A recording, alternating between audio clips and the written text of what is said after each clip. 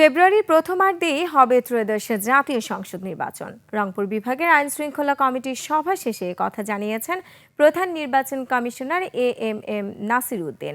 এর আগে রংপুর আঞ্চলিক নির্বাচন অফিসে মতবিনিময় সভায় সিএসি বলেন, মানুষকে কেন্দ্রে নিয়ে আসা বড় চ্যালেঞ্জ। রংপুর বিভাগীয় প্রতিনিধি লিয়াকত আলী বাদুলের তথ্য ভিডিওতে ডেস্ক রিপোর্ট। ত্রয়োদশ জাতীয় সংসদ নির্বাচন উপলক্ষে রংপুর বিভাগের আইন শৃঙ্খলা রক্ষা বাহিনী এবং প্রশাসনের কর্মকর্তাদের সঙ্গে মতবিনিময় করেন প্রধান নির্বাচন কমিশনার। এ সময় নির্বাচনের সম্ভাব্য সময় নিয়ে সাংবাদিকদের প্রশ্নের জবাবে সিএসি বলেন, আগামী বছর ফেব্রুয়ারির প্রথমার্ধে জাতীয় নির্বাচন হবে। এর আগে রংপুর বিভাগের নির্বাচন কর্মকর্তাদের সঙ্গে মতবিনিময় করেন সিএসি। এ সময় বলেন, নির্বাচন সিস্টেমের উপর মানুষের আস্থা নষ্ট হয়েছে।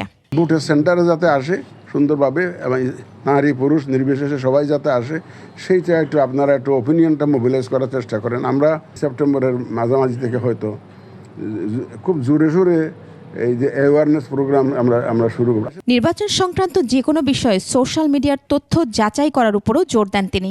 অস্ত্রের চাইতে মারাত্মক চ্যালেঞ্জ হয়ে দাঁড়াইছে আমাদের এই যে এআই, কৃত্রিম বুদ্ধিমত্তার অপব্যবহার, সোশ্যাল মিডিয়ার অপব্যবহার, এইটা একটা বড় চ্যালেঞ্জ হয়ে গেছে আমাদের জন্য। আসলে সত্যিকার অর্থে এইটার বিরুদ্ধে আমাদের যে ব্যবস্থা গ্রহণ, সেটা আমরা চিন্তা করছি কিভাবে কি করা যায়।